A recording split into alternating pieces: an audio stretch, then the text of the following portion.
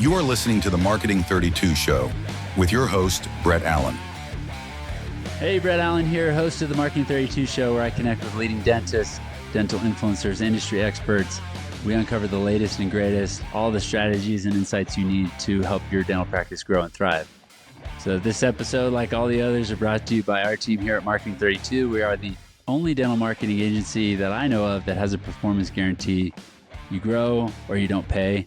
We truly invest in your growth and help deliver value and demonstrate that to you ethically. So if you want help with your marketing, head over to marketing32.com, set up a call. Let's see if we can be a great fit to help you out. Quick shout out to Dr. Jim Arnold. Just did a great podcast with him. He's doing some awesome things. If you're wanting luxury CE, escape to some awesome spaces all over the world, go check him out. Go listen to that interview. Today, in a similar vein, we've got more experts sharing their everything they know. Kirk Teachout is a best-selling author, serial entrepreneur, and dental business coach with a unique approach to transforming dental practices. Drawing from his background as an artist, music producer, and manager for artists featured on American Idol and The Voice, really excited to dig into that. Kirk brings out of the box thinking to dentistry. Through his latest venture, The Seven-Figure Dentist, he combines creative strategies with proven business systems to unlock the secrets of successful dental practice management, driving personal and professional growth for his clients. Kirk, glad to have you on the show. Thanks for being here, man. Yeah, thanks for having me, Brett. Yeah, I'm excited to dig into what you're doing now, but I'm also eager to dig into what you were doing before dentistry. Right. You guys, today he's going to share some of the things behind the curtain of how they went from working full-time to just 3 days a week, seven-figure dentist. But before we get into that cool stuff, let's talk about your background. What were you doing before dentistry? Okay, so yeah, as the bio said, right? I started as an artist. I was in band through college. I was on the drum line though, so that was the cool guy. Yeah. So it wasn't too bad, but no, I started bands when I was in high school, through college, started touring, and had a lot of fun. Met my wife, continued touring, and just hopped between different bands. And even though nobody would really know any band that I was in, they would probably know some of the bands I've worked with and or have talked with, managed, or friends with, and whatnot. So after my wife got out of dental school, she was like, "Hey, this is my last year. I want to have kids, and you can't be on the road if we're going to have kids." So I was like, "Okay, guys, this is my last tour this summer.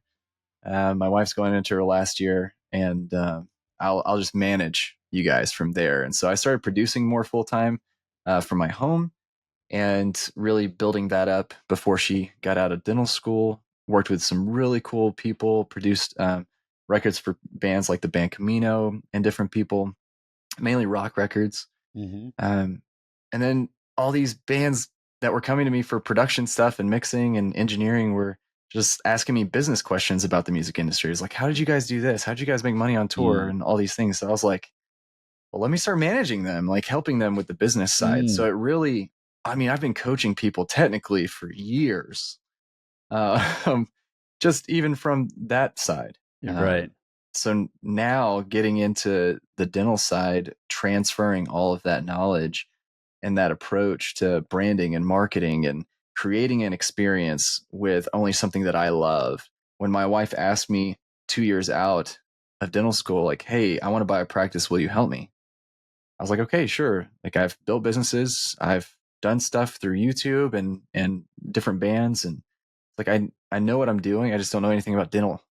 Yeah. So I jumped in the weeds and learned through the fire and went through from there.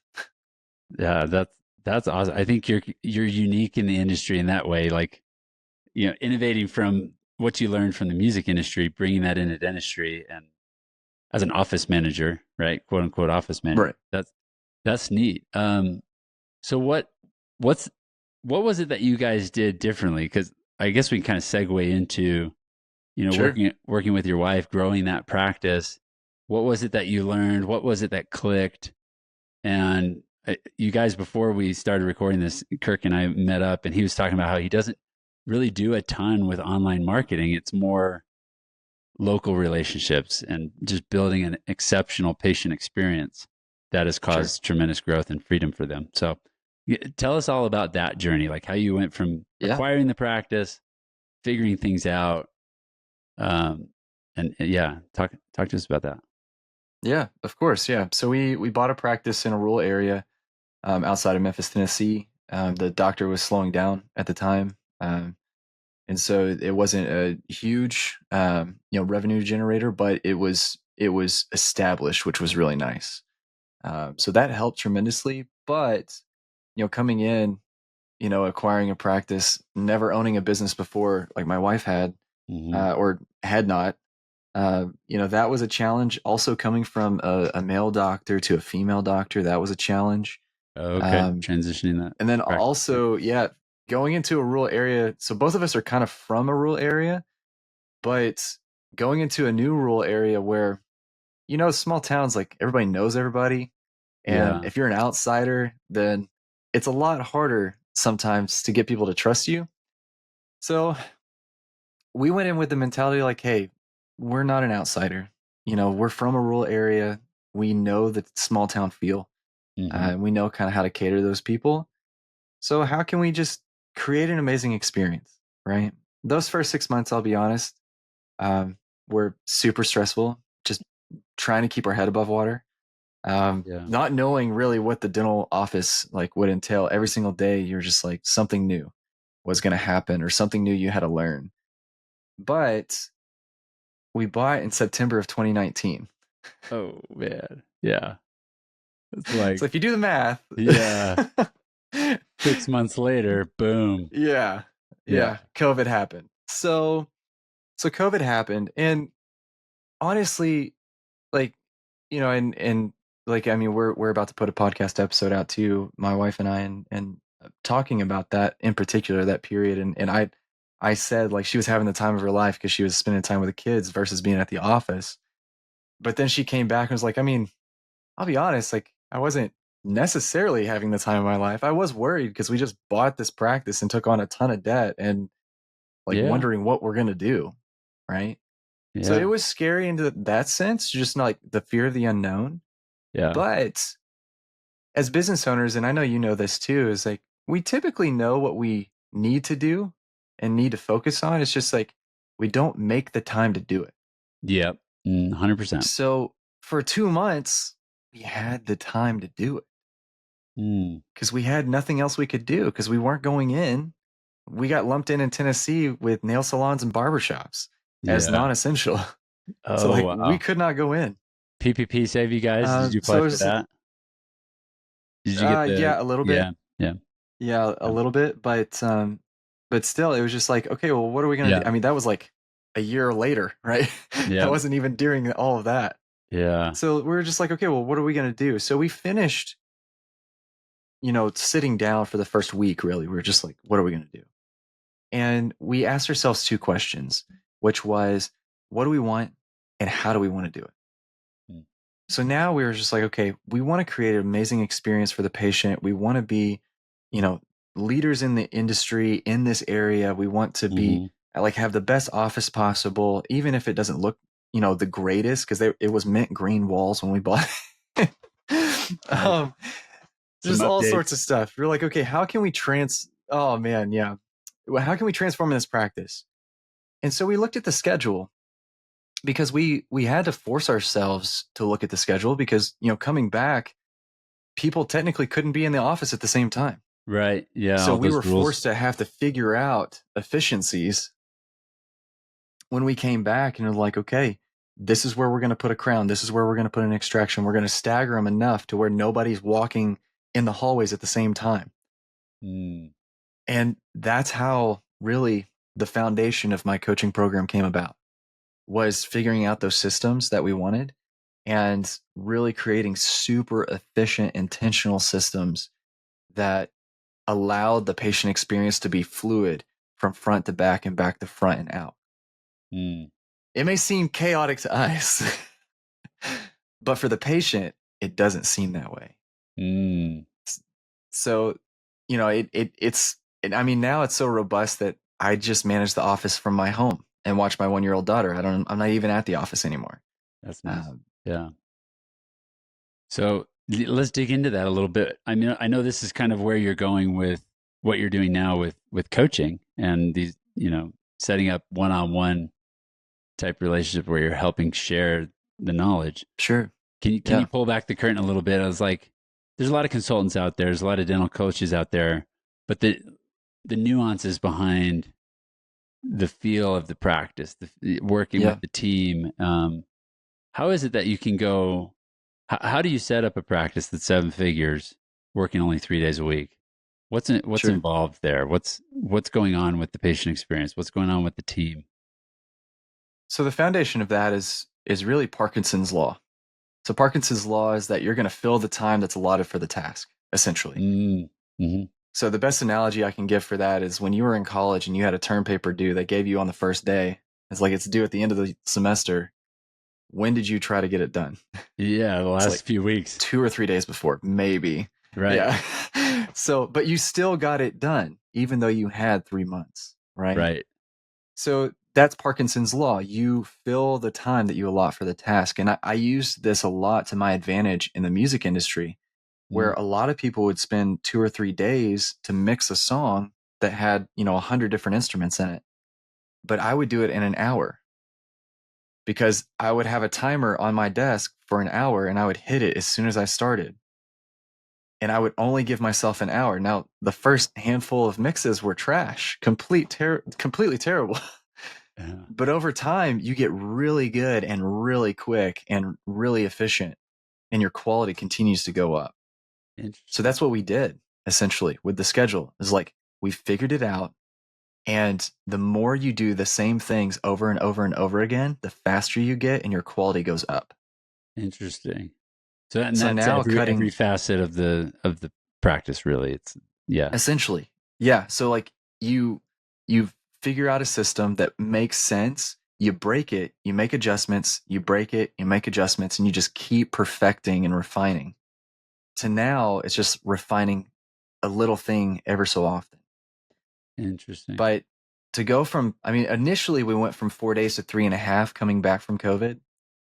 And just cutting out those 3 hours in the afternoon was night and day different in our culture. Not only in our team culture, but also our patient culture, because they could feel like how much more energy we had to be able to do our grocery shopping on a Thursday afternoon, pick up our kids, do different things. Mm. And then when my wife, 18 months later, had our third child, she only went back exclusively 3 days a week. And it was at that point where we just went 3 days a week, pretty Did much you no have matter what. you have an associate as well, or is it just her? So we do now. Yeah. Yeah, we do now. So for the second maternity leave we went through in our practice with my wife, we got an associate. We continued to do the same, if not better numbers. Mm. Um, and the coolest thing that really sparked a lot of interest in me trying to create impact for other doctors was when during that first maternity leave, Mm. because we were doing $15,000, $16,000 days with the whole practice itself, and my wife was doing 12 to $14,000 days on her own. So, and this is just bread and butter dentistry, by the way, for anybody listening. This is not crazy implants. This is not Yeah. ton of Drill and fill. rehabilitation. This is Yeah. drill and fill, bread and Yeah. butter, crown and bridge. Yeah. So she had never, so we finally found somebody for at least 3 weeks to cover while my wife was out for that first maternity leave. But she had never done more than $6,000 a day in her whole office, including hygiene. So we were a little concerned, not necessarily in her ability, just because it's just going to be a lot different to almost double, if not more, their Mm-hmm. production Mm-hmm. in a day. But for 3 weeks straight, that doctor was coming in and doing $15,000 days every single day for those 3 weeks. Wow. Big And transformation. Yeah. it was at that point I was like, okay, we have something here Yeah. Yeah. where it's duplicatable. You can just plug and play Mm-hmm. enough to where like our front is so streamlined that we hired one very brand new, didn't even know what a root canal was, front desk, and they're building super efficient schedules now within a few weeks, just because we have the system and it's drag and drop. And as long as the communication's fluid from the front to the back and the back to the front, they know what to do. Wow, that's cool. Yeah, this is neat. It's a different spin than what you hear from most consultants out there and coaches. Um, but it sounds really fascinating. So how did you go? So you figured out you've got something here. What's next? What are you trying to do now, and how are you leveraging this Sure. experience? Sure. So, I mean, in the next 10 years, I want to impact 10,000 doctors, whether it be large audiences, small audiences. I like the small audiences in general just because it's more intimate and it's more personal that way. And I Mhm. like building relationships. But, you know, that's what's led me to go from just one-on-one coaching to now creating this retreat where we're going to have a handful of doctors um, that are going to be learning every single system on the business side because everybody Mhm. can get clinical. Like it's not hard to get clinical stuff, Mhm. but every single system we have in our practice from front to back and back to front, and then also hike Zion National Park. That's gonna be sweet. It's Yeah. going to be So beautiful. yeah. So is this part of Dental Schedule Template, your website, or is that something different? That's just so if anybody does want the template that I have that's in Okay. our practice right now to build $16,000 days, they can download it for free. Awesome. Okay. So is that where we're wanting to send everybody? Dentalscheduletemplate.com. Go check Sure. that one out. Sounds great. That's how you Yeah. can get started with, learning behind the scenes what Kirk is talking about. But if you want to participate in this retreat, is that open for attendees, or Yeah. have you started promoting that and signing up people? Yeah, it's open to practice owners right now, so they can go to my Instagram at Kirk Teachout, and the link is right there in the bio, or they can just message me, email me, whatever. I'd love to talk to them about it because it's going to be a ton of fun. Yeah, Zion. That's a beautiful place for sure. Yeah. So why Zion? How did you come across that? Why that place? So I have friends with Mango Voice who does Okay. our phones, Yep. and Mango. then I also have friends with Dental Intel. Yep. So they're all in Utah. Yep. I mean, it's like the Silicon Valley of Yeah. of that Big. area. Yeah. The Silicon Slopes, I've heard it called. Right. Yeah, You're in the mountains. Yeah. exactly. So it's beautiful out there, and we love traveling. My wife and I. Hmm. We took our kids to Washington over Christmas break, and they loved the mountains and seeing Rainier and just seeing more snow than what we have here in Memphis, Hmm. Tennessee. Hmm. But we went out there this past weekend actually and went through the hikes, looked at logistics, places to eat. Because coming from the music industry, right? I'm all about creating experiences. And I understand when you marry a core memory like hiking Zion and going up to Angel's Landing, or when you're hiking 10 miles up a river with 1,000-foot slot canyons on either side of you, Yeah. that's naturally going to marry the information that you just had and Yeah. talking with people together Yeah. way more effective Yeah. Yeah. than just going to a boring conference room where you get CE Yep. and kind of go from there, which I mean, they have 10 hours of CE that they'll get, but I want the experience to let them peek inside my brain a little bit. Yeah. Pull back the curtain. You're just going to give them a download of like everything. This is like how Yeah. we did it. Yeah. Cool. And give them the blueprint on how we did it too. Is there kind of like an ideal dentist? Like if somebody's listening to this and they're like, I wonder if that would be a good fit for me, or like your process specifically, is there kind of like an ideal person that you're wanting to work with that you think will be best served with your process, with the event? So I don't really feel, I know people ask me that all the time, and I know a lot of like my coaches like that I've hired, I hate it that I don't really nail down like the specific person, but it's just because it's operations. Hmm. And I mean I could take these same operations to a chiropractic clinic. I could take these same Mm. operations to an OBGYN. Like it doesn't really matter that much. There's some nuances with dental obviously, but as far as the ideal person that would benefit from this retreat, it's going to be the person that just bought a practice. It's going to be the person that's 5 or 7 years out with a chaotic schedule. Maybe they're doing really well, but they want to work less. Maybe it's somebody who's has a foot out the door and is trying to sell their practice. They want to become more profitable. The approach is just different. It's the exact same operational skills and systems. It's just the approach of how you, like, where you focus is just a little different. So I really feel like just any practice owner in general that has maybe an associate that is just a solo doc, obviously like DSOs can benefit from it, like small private practice DSOs too. It just depends on what you're wanting to do. Yeah. Because I mean, I've had small DSOs have me out to do the exact same things I do with my small private practice. And they love it. They want to learn your system. Yeah. Yeah.